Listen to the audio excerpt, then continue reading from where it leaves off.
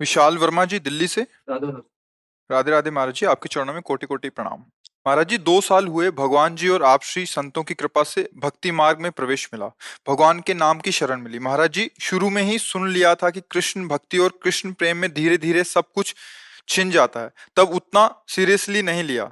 अब इधर सब कुछ धीरे धीरे छिनता जा रहा है और कृष्ण प्रेम भी अभी प्राप्ति वैसी नहीं मिल पा रही। महाराज जी, कृपा मार्गदर्शन। तुम्हारा था क्या जो छिन गया, हमें बताइए भाई। रिपोर्ट तो हम तब कर सकते हैं जब हमारी कोई वस्तु छिनी हो।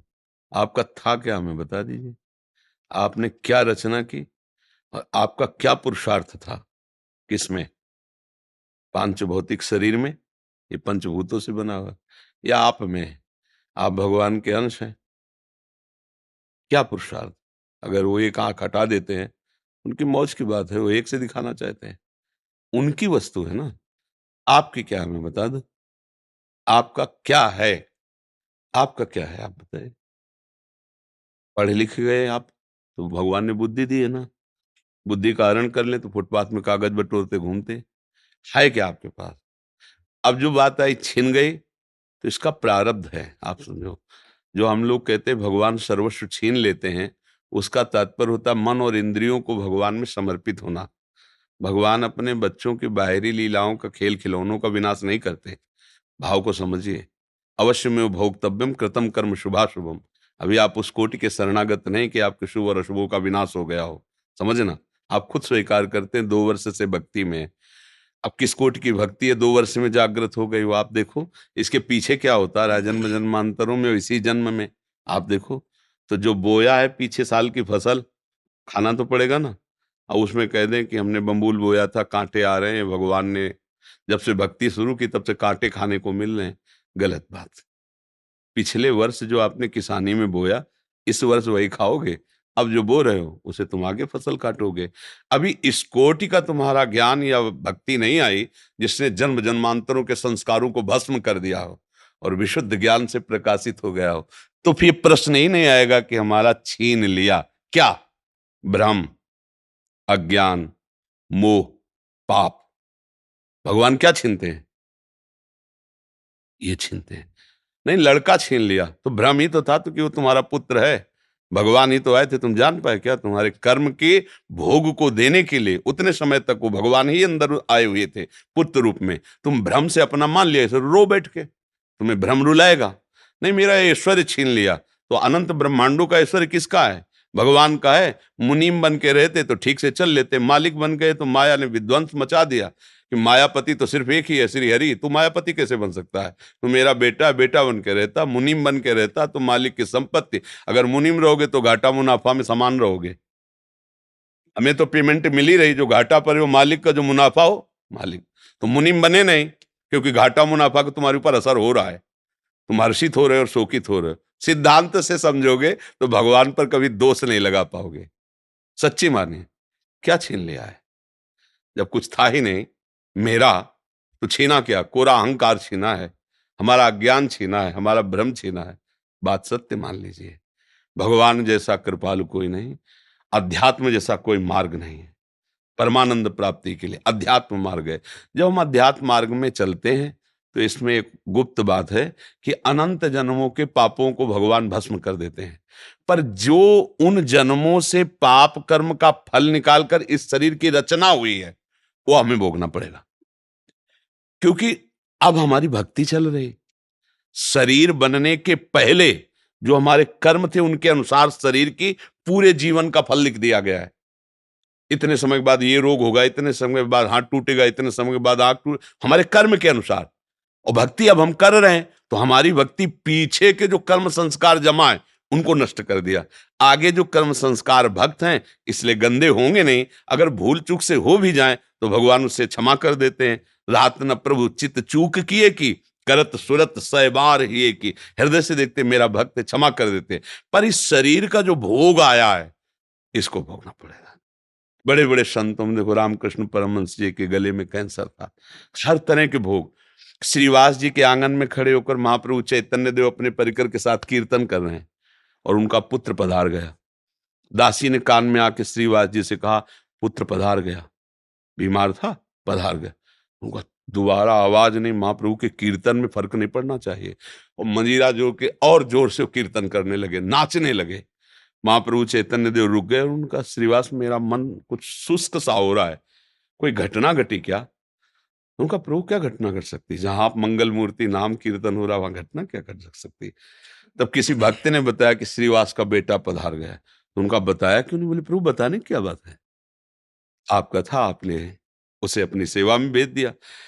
और जिस जीव को ये सौभाग्य मिले कि आप स्वयं कीर्तन कर रहे हैं और वो पधार रहा है, इसके लिए तो बड़े बड़े ऋषि मुनि याचना करते हैं। प्रभु ये कोई शोक की बात है, ये कोई दुख की बात है? ले वो आनंदित है, पुत्र पधार गया, वो आनंदित है कि उस जीव को जो सौभाग्य मिला। बड़े बड़े ऋषि मुनि ऐसी याचना करते हैं, और वो था नहीं मेरा, आपका था, आपने बुला लिया आपने।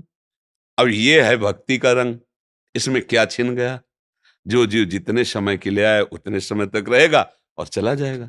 ये शरीर जितने समय तक के लिए पहले ही निर्धारित हो चुका है, इसके बाद ये चला जाएगा।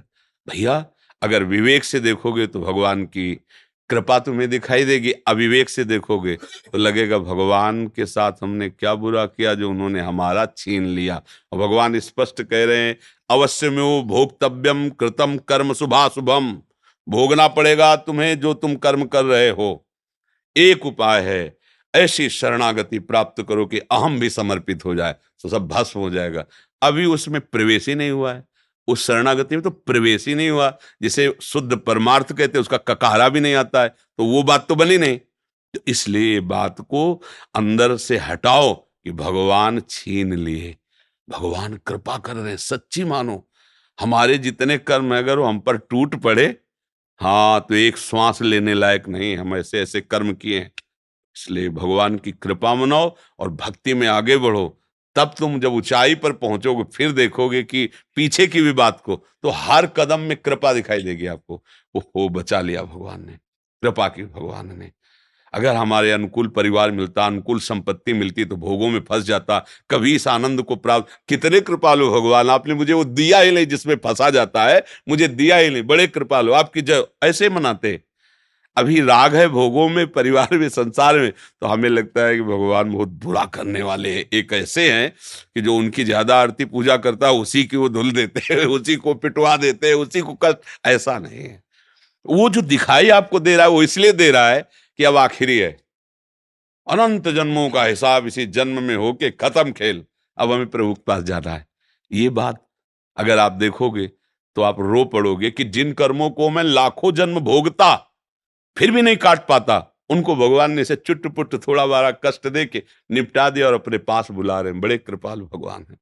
तो हमें तो कृपा ही कृपा नजर आती भैया। भगवान पर दोष करने का तो हमें कभी समझे में नहीं आया। अगर आता तो हम कह देते हैं, ऐसा कह देते हैं हम, पर हमने आज तक ऐसा नहीं देखा है। जब कभी कहीं कोई हृदय में जलन हुई तो मेरे विचार की कमी हुई, मेरे आचरण की कमी हुई, मेरे भगवान की नहीं। सच्ची कहता हूं, उनका ऐसा प्यार है, उनका ऐसा दुलार है, मतलब करोड़ों प्राण हो तो भी उनके आगे बलिहार है।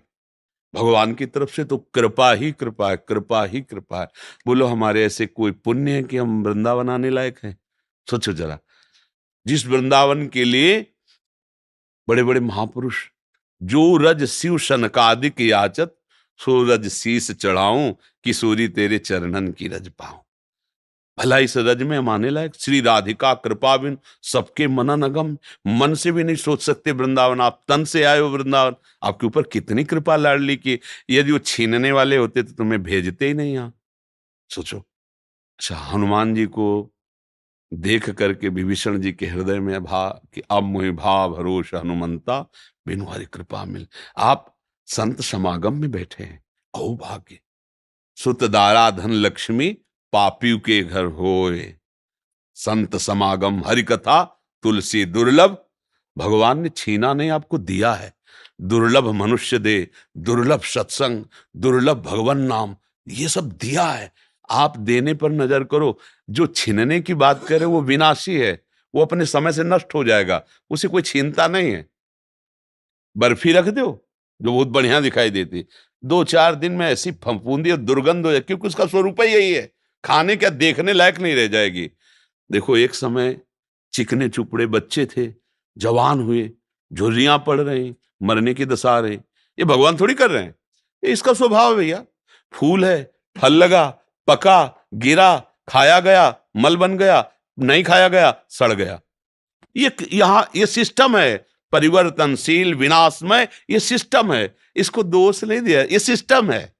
हर लोग का अलग अलग सिस्टम है, ये यहाँ का सिस्टम है। वही तुम्हारे साथ जब हो रहा, तुम्हें लग रहा भगवान छीन रहे हैं, तो यहां कुछ अविनाशी हो तो मुझे बताओ। कुछ अविनाशी, प्रभु ने अविनाशी चीज तुम्हारी छीन ली हो तो हमें बताओ। जब भगवान लिख दिए हैं, मान लो आप जाओ किसी पुस्तकालय में और कह दो जरा एक इंजेक्शन, 2 टेबलेट और वो जरा, तो कहेगा भैया लिखा क्या, देख लो इसमें।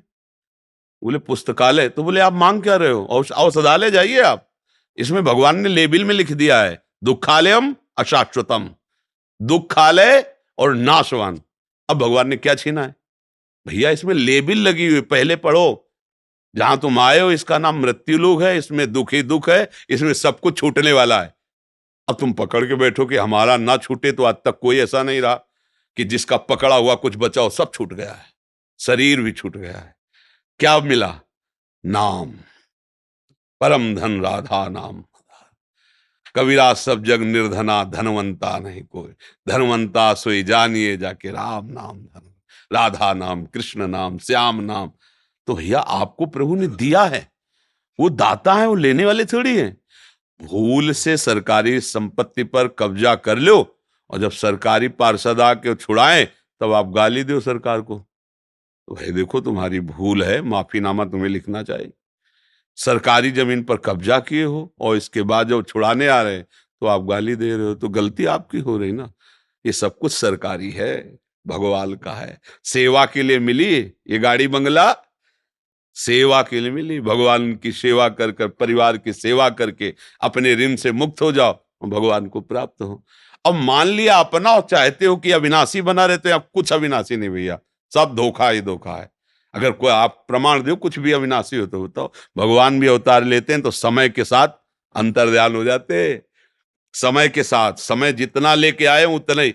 जब भगवान नहीं ज्यादा रुके समय के आगे प्रगट अवतार में, तो हम तुम कैसे आशा करें कि भैया जरा हमें संजीवनी मूर्ति चटा देना कि हम थोड़ा नहीं। जितनी आयु है, छठी राव के अंक जो विधना ने लिख दिए, छठी राव के अंक राई घटे न तिल बढ़े, रहुरे जीव निशंक। यहाँ जो होला है वही होगा। तुम राधा राधा जपो, धर्म से चलो, जो साथ है उनको लेके चलो, जो छूटते जाए जय श्री राधे, आगे बढ़ो। ये महाप्रस्थान लीला है। अगर यहाँ पकड़ के बैठे हमारा लड़का, हमारी पत्नी, हमारी संपत्ति, हमारा शरीर, हम विद्वान, हम धनी, तो बाद में रोने के सिवा हाथ कुछ नहीं लगेगा, क्योंकि ये सब तुम्हारा ना था, ना है, न रहेगा। पक्का किसी का लगे ऐसा होगा। शुद्ध बात समझ लोगे ना तो आनंदित हो जाओगे।